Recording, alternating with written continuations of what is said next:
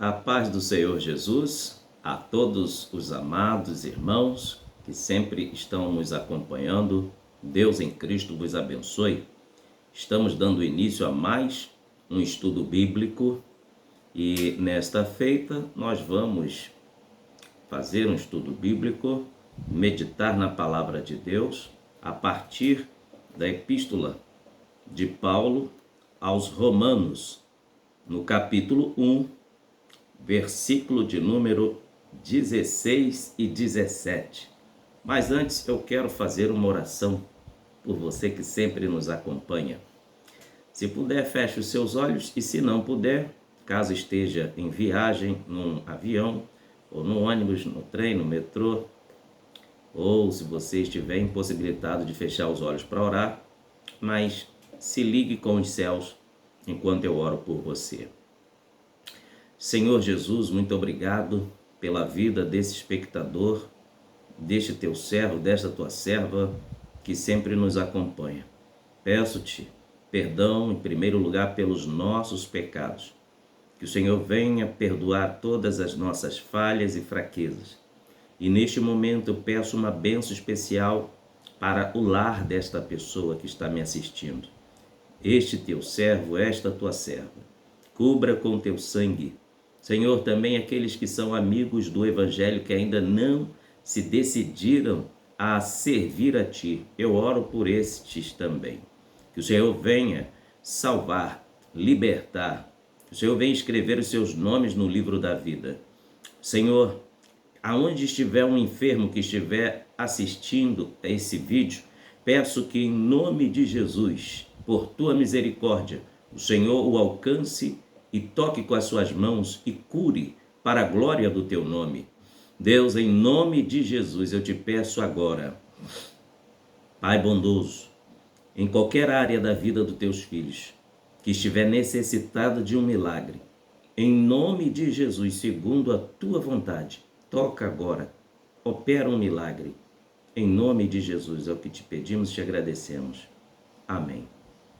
Então vamos para a Epístola aos Romanos, capítulo de número 1, versículo de número 16 e versículo de número 17, que diz assim: porque eu não me envergonho do Evangelho de Jesus Cristo, pois é o poder de Deus para a salvação de todo aquele que crê, primeiro do judeu e também do grego. Quando Paulo escreveu esta carta para os irmãos que estavam em Roma, Paulo estava necessariamente na cidade de Corinto. De lá, quando ele escreve esta carta, na região de Cencreia, na era 56 a 57 depois de Cristo, ele escreveu esta carta e pede para a irmã Febe levar esta carta e entregar aos irmãos que estavam em Roma. Ele estava muito desejoso de ir a Roma, mas havia acontecido alguns imprevistos e ele ficou impossibilitado de ir. Tanto é que em Romanos capítulo 1, versículo de número 10 em diante, diz assim, pedindo sempre em minhas orações, que em algum tempo, pela vontade de Deus, se me ofereça boa ocasião de ir ter convosco. Agora veja o versículo 11. Porque desejo ver-vos, para vos comunicar algum dom espiritual, a fim de que sejais confortados.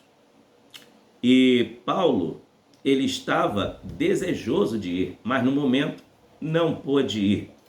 Mas Deus sempre usa os seus instrumentos para que a sua palavra chegue até o endereço certo. E o instrumento usado por Deus foi a irmã Febe, que era da região de Cencreia. Então, ela leva esta carta para os irmãos que estavam em Roma.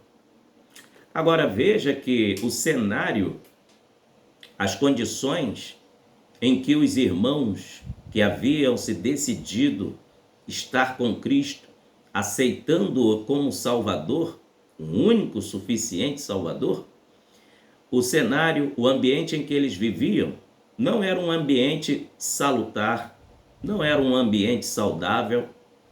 E Paulo, preocupado com a saúde espiritual daqueles cristãos que haviam se convertido ao Senhor Jesus, escreve esta carta para cuidar da vida espiritual dos servos de Deus.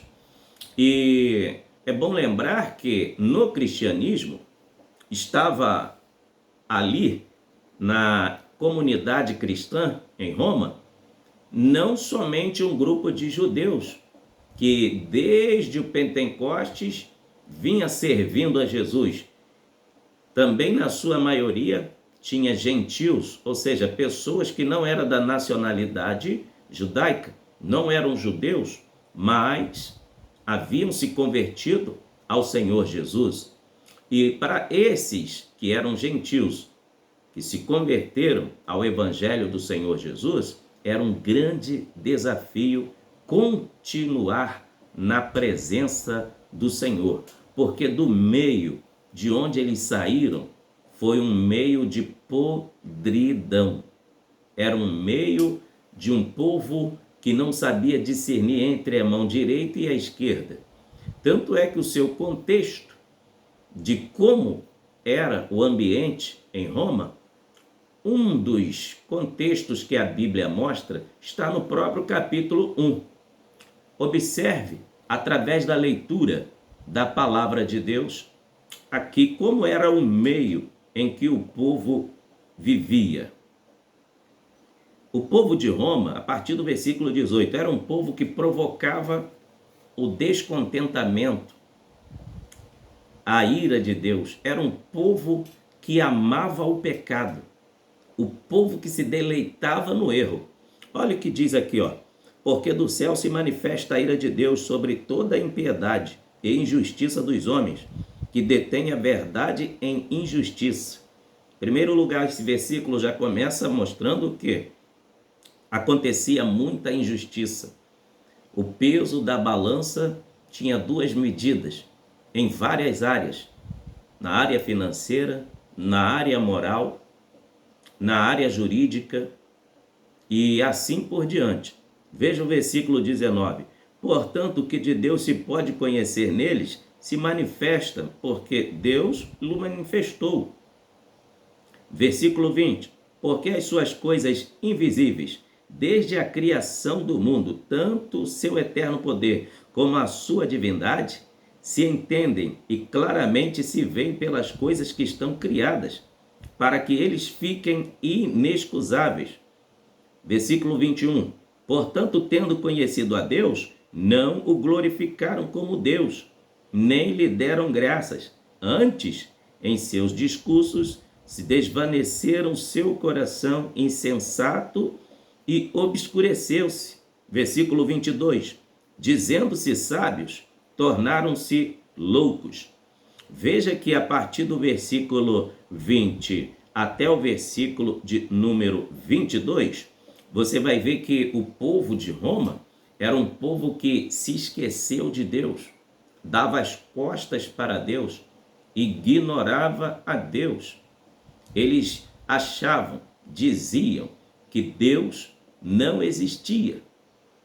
Eles ignoraram totalmente, mas Deus, na pessoa bendita do Espírito Santo, usa o apóstolo Paulo, aqui no versículo de número 20, dizendo na última parte, tá? Porque se entendem claramente, veem pelas coisas que estão criadas, para que eles fiquem inexcusáveis.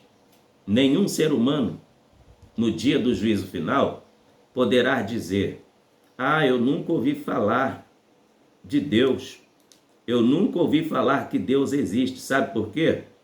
Vão se abrir vários livros no dia do juízo final. Apocalipse diz: e abriram-se os livros no dia do juízo final. Está no plural. Entre muitos livros que vão se abrir, vai se abrir o livro dos evangelhos, vai se abrir o livro da vida, vai se abrir o livro da existência dos homens, e também um dos livros que vai se abrir é o livro da natureza. Por que que o livro da natureza será aberto? Salmo 19, do verso 1 ao 4. Então, somente que eu vou ler, mas é um salmo que explica sobre a glória da criação. Você pode ler ele todo até o verso 14, mas eu vou ler até o 4. Olha o que diz: os céus declaram a glória de Deus, e o firmamento anuncia as obras das suas mãos. Um dia faz declaração a outro dia, uma noite mostra sabedoria a outra noite. Não há linguagem, nem fala, onde não se ouça a sua voz. A sua linha se estende por toda a terra, e as suas palavras até o fim do mundo. Neles pôs uma tenda para o sol. Veja que a própria natureza prega que existe um Deus.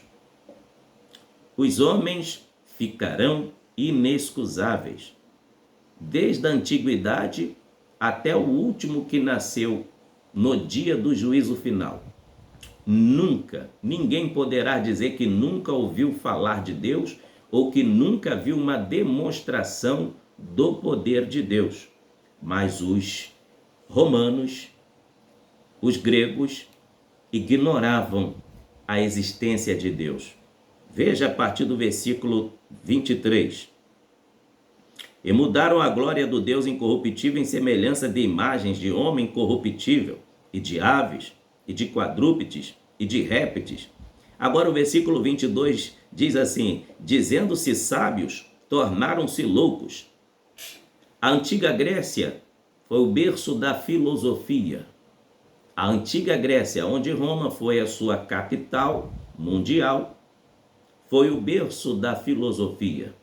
Sabemos que até hoje se estuda em todas as faculdades, mundialmente falando, e é impossível não citar o nome desses homens famosos, né, que adquiriram grande sabedoria, os filósofos Sócrates, Aristóteles, Platão e entre outros, que eu não vou ficar citando nomes aqui para ganharmos tempo, mas pelo menos esses três aí você sabe que é citado o nome deles em várias faculdades, principalmente a de filosofia. E a Grécia Antiga tornou-se o berço do saber. Eles se achavam cultos, se achavam as pessoas mais inteligentes do mundo. E Paulo, usado por Deus, ele diz no versículo 16: porque eu não me vergonho do evangelho de Cristo, pois é o poder de Deus para a salvação de todo aquele que crê, primeiro do judeu e também do grego. O evangelho veio para todos. Em primeiro lugar, Deus deu a preferência para que os judeus pregassem. Aí você vê que no Evangelho de João, capítulo 1, versículo 1, e a partir lá do versículo 11, vai dizer que veio para o que era seu, mas os seus o rejeitaram. Mas todos quanto o receberam, deu-lhes o direito de se tornarem e serem feitos, filhos de Deus. Está no Evangelho de João, capítulo 1, versículo 1 e versículo 12. Mas a todos quanto receberam, deu-lhes o poder de serem feitos filhos de Deus, aos que creem no seu nome.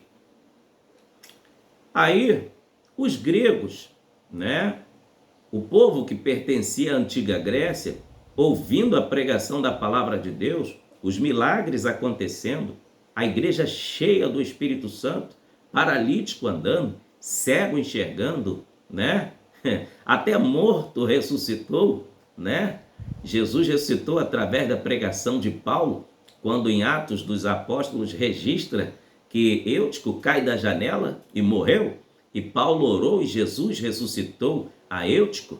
Deixa eu lhe dizer algo, o evangelho foi pregado com muito poder de Deus, pelo que resultou numa grande colheita de almas. E naquela região da antiga Grécia, o Espírito Santo estava fazendo algo tremendo, algo poderoso. Mas eu estou lhe falando o ambiente, a partir aqui do contexto de Romanos capítulo 1, o ambiente em que a igreja, a comunidade cristã vivia. Eles viviam no meio de um povo que era cético, tá? Eles se achavam os mais sábios do mundo. Veja, e também o versículo 24 diz: por isso também Deus os entregou às concupiscências de seus corações, à imundícia, para desordenarem seus próprios corpos entre si. Pois mudaram a verdade de Deus em mentira, e honraram e serviram mais a criatura do que o Criador, que é bendito eternamente. Amém. Nesta época, os seres humanos estavam se curvando diante do imperador de Roma. Estavam sob ameaça, adorando a estátua que era, em homenagem a César. O que eles faziam nos dias das solenidades? Se dobravam diante da estátua, dobravam um de seus joelhos, beijava a mão da estátua, colocava uma oferta e declarava, ao ponto de um algoz que estava ali próximo ouvir. Se não ouvisse, era como se fosse afronta para o imperador. E jamais seria perdoada aquela afronta. Caso este que gerou perseguição a milhares de cristãos que foram lançados nas arenas e foram mordidos, comidos por vários tipos de animais, como tigres, hienas, leões, Viveiro ali de Roma, cheio de animais selvagens, eram abertos as suas jaulas e invadiam, partiam com toda a fúria para cima dos cristãos. Agora veja que, falando para você, conversando com você nesse estudo bíblico sobre o contexto da época em que os cristãos viviam em Roma, as grávidas tinham seus ventres abertos, jogavam, sob ordem da maioria, posição do exército, os seus capitães davam ordem para maltratar as grávidas cristãs, colocavam um gato vivo dentro da barriga delas e costurava a barriga de volta. Ali o gato mordia, comia as vísceras daquela que teve o ventre aberto, e se estava grávida também comia até a criança que estava sendo gerada. Foi uma época de grande sofrimento. E o que eu estou lhes falando está registrado na história do Coliseu de Roma. Você pode comprar esse livro na CPAD. Agora deixa eu lhe dizer algo. Esse foi o contexto em que os irmãos em Roma viveram. Tem mais aqui que eu quero conversar com você através desse estudo e passar para você. Olha o versículo 23. E mudaram a glória do Deus incorruptível em semelhança de imagem de homem, corruptível, e de aves, e de quadrúpedes, e de répteis. Nessa época aqui estava em alta a fabricação de peças artísticas pelos escultores. Estava em alta, onde os escultores ganhavam muito dinheiro. Através da madeira, eles esculpiam bustos de várias pessoas, de répteis, vários animais, de aves, de quadrúpedes. E várias deidades eram adoradas em Roma. Para você ter uma ideia, a superstição era tamanha e a idolatria era tanta que, segundo o livro História das Religiões, História das Religiões, e essa matéria que nós estudamos, nos conta que chegou a ter mais de 32 mil deidades. Mais de 32 mil fontes de adoração na antiga Grécia. Era Deus para tudo. O povo tinha várias opções. Agora, quando Paulo escreve aqui que mudaram a glória de Deus para a imagem de semelhança de homem, é o que eu acabei de lhe explicar. O imperador era adorado através da imagem que foi fabricada para representá-lo. Foi tipo uma extensão do que Nabucodonosor fez no capítulo 3 de Daniel, Os faraós também eram considerados deuses, mas tudo com letra minúscula, né? Deus de letra minúscula, porque o único Deus com D maiúsculo é o Deus que fez os céus e a terra. Esse não morre, esse é Deus eternamente, para sempre, todo sempre. Amém. Salmo 62, verso 11 diz: uma coisa disse Deus, duas vezes ouvi, que o poder e a glória pertencem a Ele, pertence a Deus. Aleluia. Então, meus queridos irmãos, continuando o nosso estudo bíblico aqui, veja que também a arquitetura estava em alta nessa época. Não somente a fabricação de bustos, né? Os esculpidores que estavam famosos na época, porque esculpir algo era como arte, né? Foi de onde surgiu a palavra sinceridade, que quer dizer sincera.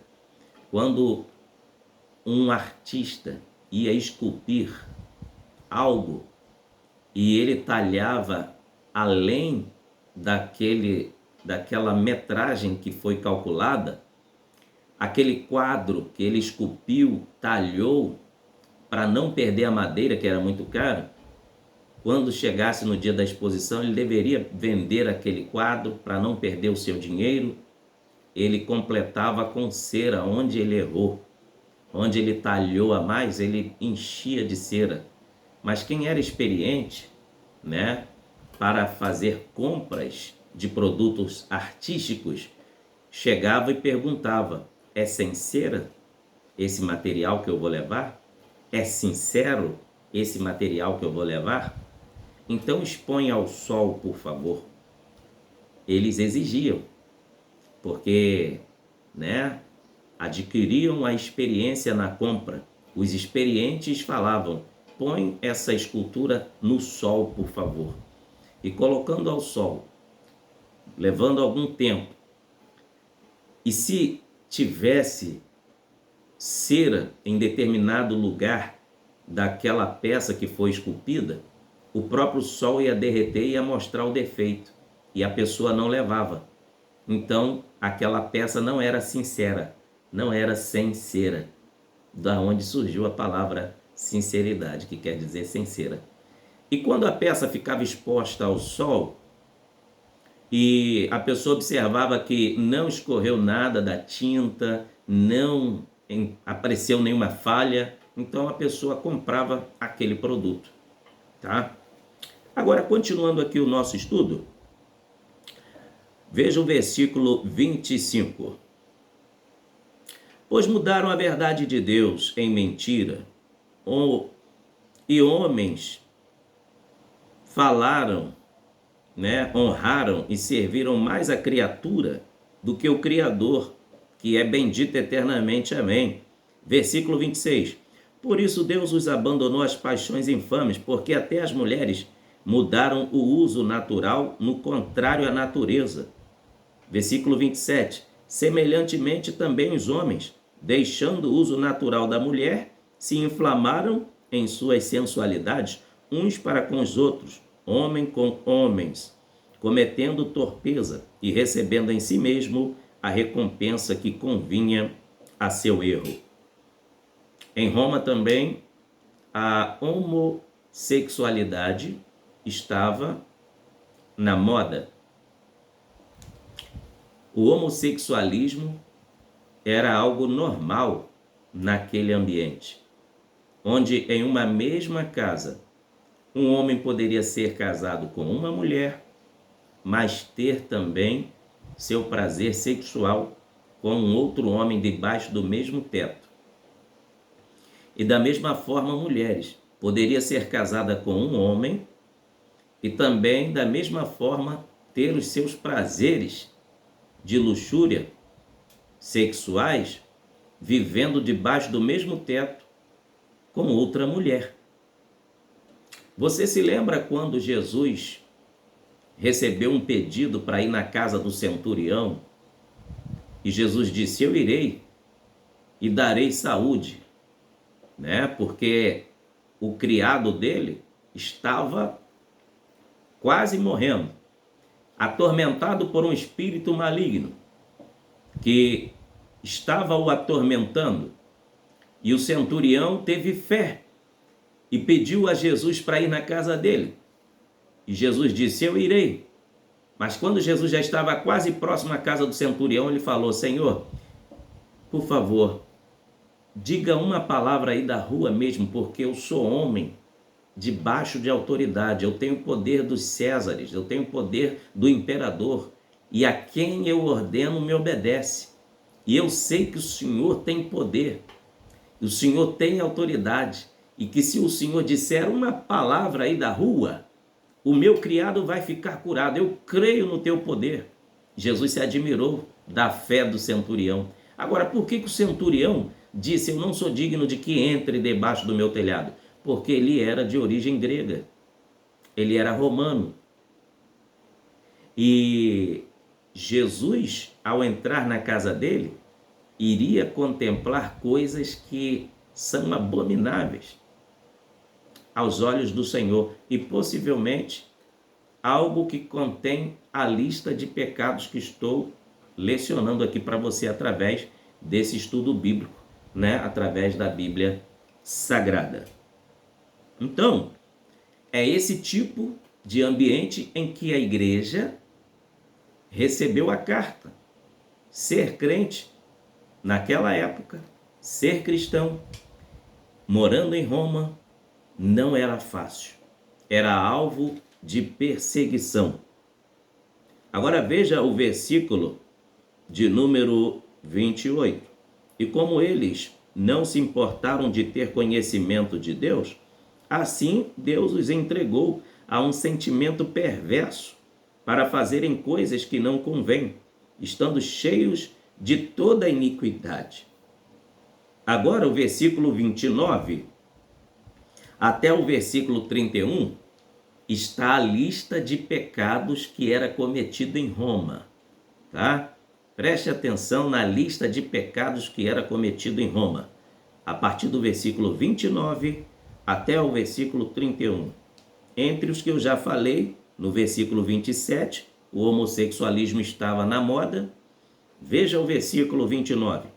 Estando cheios de toda iniquidade, fornicação, malícia, avareza, maldade, cheios de inveja, homicídio, contenda, engano, malignidade, sendo murmuradores, detratores, aborrecedores de Deus, injuriadores, soberbos, presunçosos, inventores de males, desobedientes aos pais e às mães, nécios, infiéis nos contratos, sem afeição natural, irreconciliáveis e sem misericórdia. Era o tipo de pessoas que habitavam na cidade de Roma.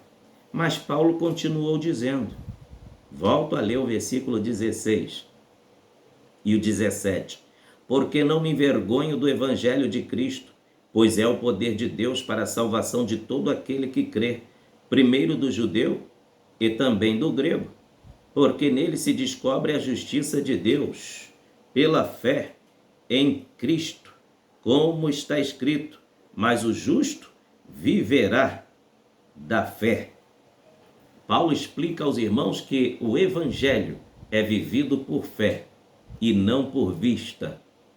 O evangelho se vive pela fé na pessoa bendita do Senhor e Salvador Jesus Cristo.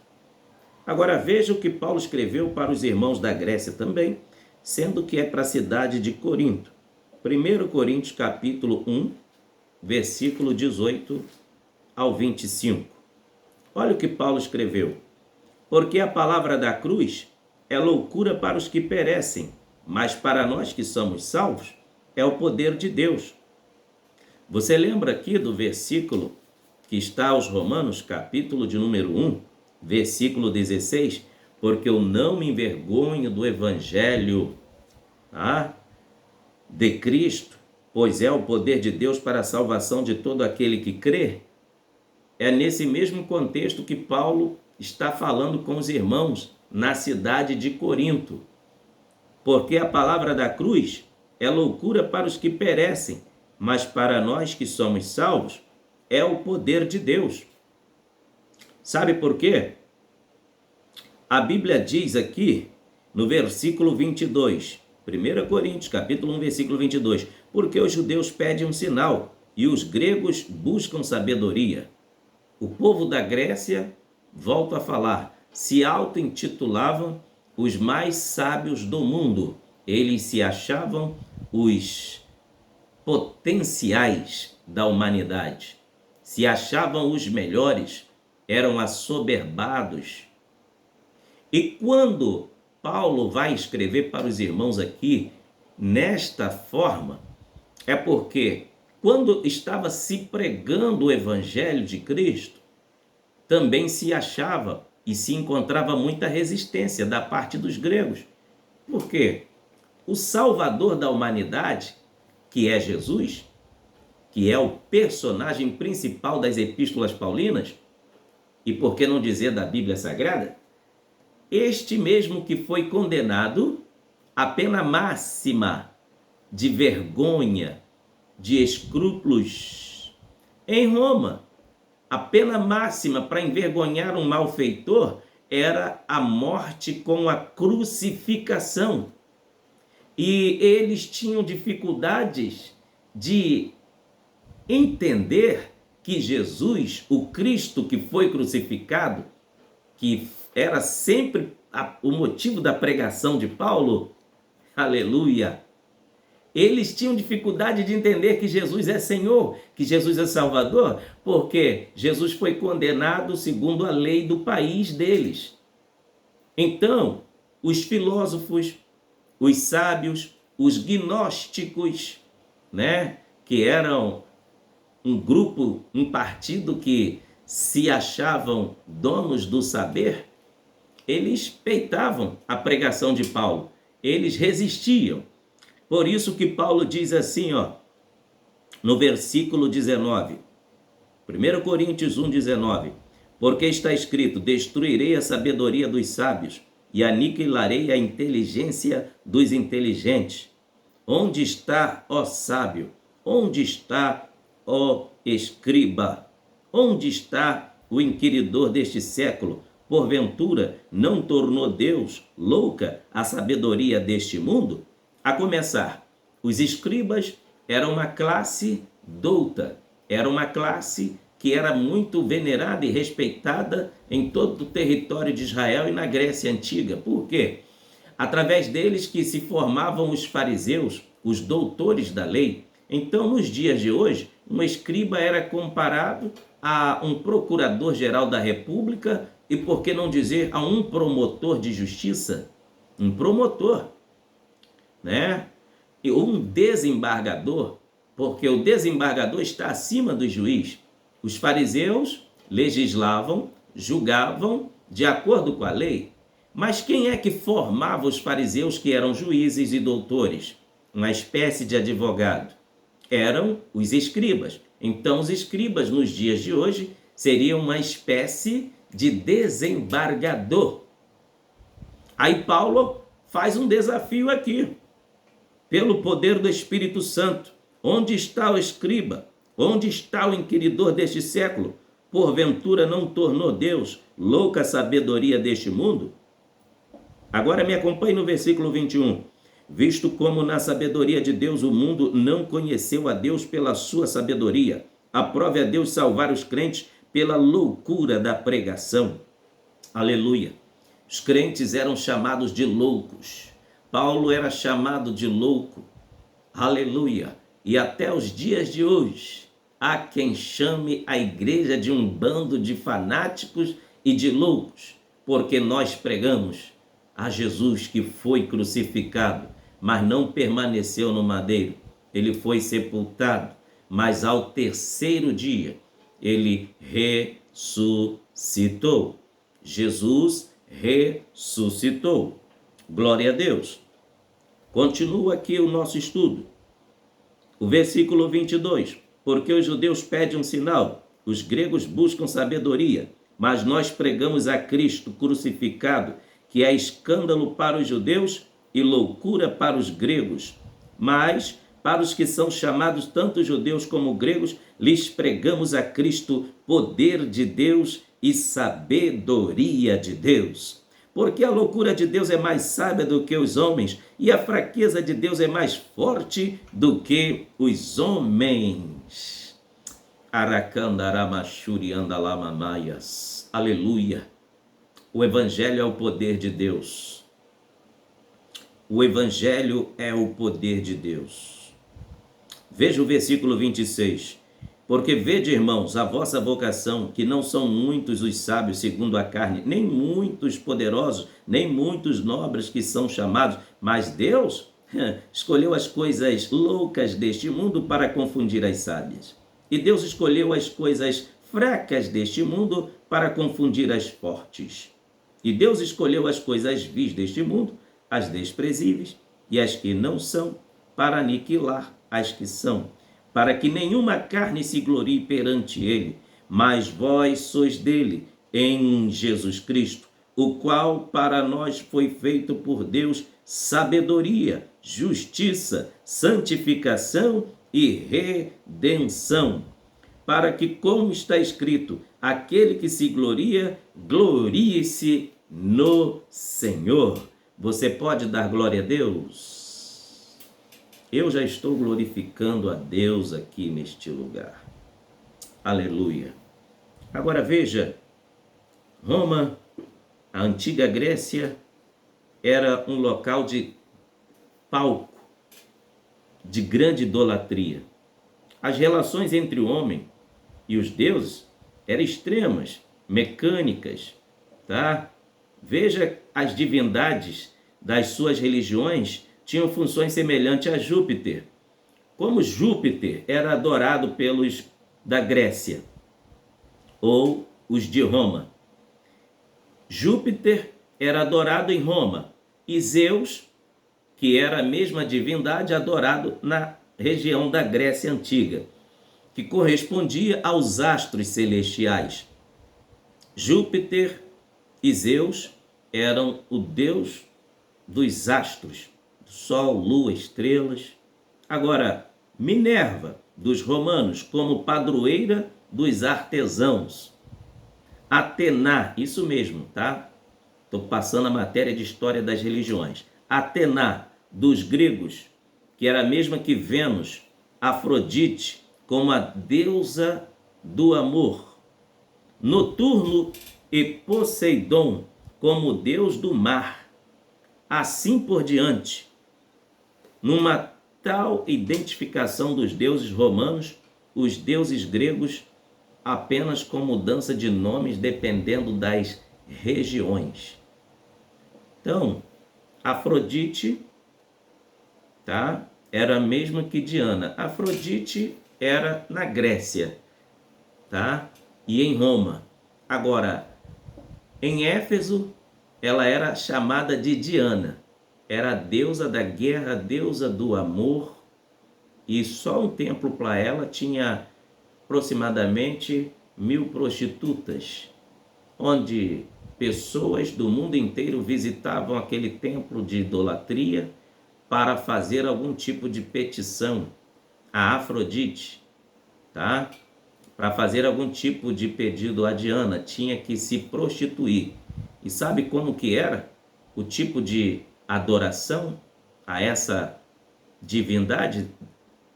Era sexo ao ar livre. Era como se fosse um bando de animais, seres humanos fazendo sexo ao ar livre, com todos vendo, todos eles nus. Agora deixa eu dizer algo. Também em Corinto e na antiga Grécia existiam praças públicas onde tinham vários tipos de chuveiros, chafariz, onde existia o banho público e era permitido por lei, onde pessoas de todas as idades que cultuavam o próprio corpo, queria mostrar a beleza do corpo, né? Porque nesta época existia as academias de malhações. Os homens, as mulheres que malhavam, que queriam mostrar a sua beleza, tomavam banhos nus. Isso era de criança até aos idosos. Tomavam banhos nus em praças públicas, tá? Na antiga Grécia. Este era o ambiente em que os cristãos começaram a pregar o evangelho em Roma. E Paulo escreveu a carta para que eles pudessem continuar firmes.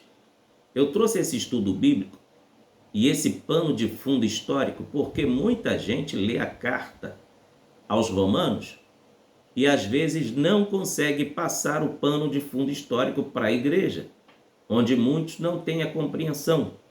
Mas na humildade, no poder do Espírito Santo, através da orientação do Espírito de Deus, eu estou lhe passando esse estudo bíblico aqui, para que você compreenda que ser crente na cidade de Roma, um novo convertido, que era grego, não era fácil, porque veio do fundo do poço, veio do fundo do lixo, veio da prostituição, tinha vindo da feitiçaria. E outra coisa, a Grécia Antiga era o berço da magia, era o berço da astrologia, era o berço também da mágica, porque Zeus, tá? E Júpiter eram adorados como deuses dos astros. E os encantadores e os feiticeiros consultavam os astros. Então, aqueles que se convertiam ao Evangelho do Senhor Jesus, conforme está em Atos, que existia muita bruxaria, eles davam seus livros para serem queimados. E os apóstolos queimavam os livros de ensinar bruxaria. E o nome do Senhor era glorificado. Eles colocavam tudo na fogueira. E aqueles nichos pequenos, né, ídolos que eram fabricados em homenagem a Diana, a deusa do amor, a deusa do sexo, aqueles que tinham em suas casas, traziam e era destruído para a glória de Deus. E é bom lembrar que nas casas dos gregos possuíam um altar de acordo com a divindade que eles professavam a fé. Mas quando estes aceitavam a Jesus como Salvador, esses altares eram destruídos. E em cada altar desses era tido uma lâmpada que todos os dias tinha que ser acesa. Para que acender lâmpada, né? Só para quem está no escuro. É isso aí. Agora, para finalizar o nosso estudo, os romanos eram tolerantes em matéria religiosa e admitiam muitos cultos estrangeiros, sobretudo a participação a partir das guerras púnicas. A religião romana continha um elemento muito mais forte e sacerdotalizado do que a grega. Os sacerdotes, ou pontífices, como se chamavam, formavam uma classe organizada, um ramo do próprio governo. Não somente dirigiam as cerimônias sacrificiais, mas também eram depositários de um complicado conjunto de tradições sagradas e de leis que somente eles podiam interpretar. Aí começou os sincretismos, começou a surgir vários tipos de heresias. Mas, para finalizar o estudo de hoje, eu fecho lendo novamente o que Paulo escreveu aos Romanos, no capítulo de número 1 e o versículo 16. Porque eu não me envergonho do Evangelho de Jesus Cristo, pois é o poder de Deus para a salvação de todo aquele que crê, primeiro do judeu e também do grego. Agora, antes de fechar o nosso estudo, eu quero dizer para você que os benefícios da morte de Cristo na cruz trouxe vários benefícios para nós. Em primeiro lugar, a cruz foi um lugar de humilhação voluntária. Filipenses capítulo 2 e o versículo 8. A cruz foi um lugar de intercessão. Jesus, quando estava sendo crucificado, também orou. Está em Lucas capítulo 26, versículo 23, versículo 34. Em terceiro lugar, a cruz foi um lugar de vexame e desonra. O escritor aos Hebreus nos fala no capítulo 12 e o versículo 2. Quarto lugar, a cruz foi um lugar de aparente derrota. Está registrado em Lucas capítulo 23, versículo 35. Agora, em quinto lugar, a cruz foi um lugar de obediência plena, conforme está em Filipenses capítulo 2, versículo 8. Sexto lugar, a cruz foi um lugar de maior revelação de amor. Gálatas capítulo 2 e o versículo 20. Sétimo lugar, a cruz foi um lugar de promessa. Lucas 23 e 43. Oitavo lugar, a cruz foi um lugar de expiação dos nossos pecados. Lucas 23, 45. Agora, para finalizar, a cruz foi um lugar da derrota de Satanás e todos os demônios para a glória do nome do Senhor Jesus. Olha o que Paulo escreve em 1 Coríntios, capítulo 15, do versículo 55 até o versículo de número 57. Diz assim a poderosa palavra de Deus: onde está, ó morte, o teu aguilhão? Onde está, ó inferno, a tua vitória? Ora, o aguilhão da morte é o pecado, e a força do pecado é a lei. Mas graças a Deus que nos dá vitória por nosso Senhor Jesus Cristo. Amém. Eu quero finalizar esse estudo agradecendo a você por estar nos assistindo até o final desse vídeo. Que Deus abençoe a você, sua casa. E lembre-se que foi nesse ambiente que esta carta chegou para os irmãos. Nesse ambiente que os cristãos estavam servindo a Deus. Aí, eu finalizo esse estudo dizendo: tem alguma diferença para os dias de hoje? Aquele ambiente? Não, não tem. Então, o que devemos fazer para mantermos firmes na presença do Senhor? Fecho esse estudo repetindo o que Paulo disse: porque eu não me envergonho do Evangelho de Jesus Cristo. Aleluia! Não se envergonhe do Evangelho do Senhor Jesus. Pregue a palavra de Deus. Salvação é o Espírito Santo que abre o caminho. Aleluia! É Ele que convence o homem do pecado, da justiça e do juízo. Salvação é obra do Espírito Santo. Pregar é a obra da igreja, é o serviço da igreja. Jesus ordenou: ide por todo mundo, pregai o evangelho a toda criatura. E você que está me assistindo nesta hora, nesse estudo bíblico, você que ainda não entregou sua vida ao Senhor Jesus, Jesus é o caminho, Jesus é a verdade, Jesus é a vida. Aceite a Ele como seu Salvador e que Deus te abençoe. Você, ao aceitar a Jesus como seu Salvador, procure a igreja mais próxima da sua casa e diga que você aceitou a Jesus assistindo este estudo bíblico. E você, irmão, que foi edificado na fé, deixe o seu testemunho aí na barra da nossa redes sociais, na barra de mensagens, e que Deus te abençoe. E você, pastor, que sempre está me assistindo, deseja me levar para ministrar na tua igreja, para pregar a palavra, cantar louvores, o nosso telefone é DDD 21 97272 4894. Eu sou o pastor Márcio Gomes, sou membro na Assembleia de Deus Ministério Plenitude, em Rio da Areia, Saquarema. Meu pastor presidente é o pastor Erinaldo, que é coordenador da SEADER, na região dos Lagos. E a nossa igreja é convencionada a CGADD, Convenção Geral das Assembleias de Deus no Brasil. Deus vos abençoe. Grande abraço. Até o próximo vídeo, em nome de Jesus. Amém.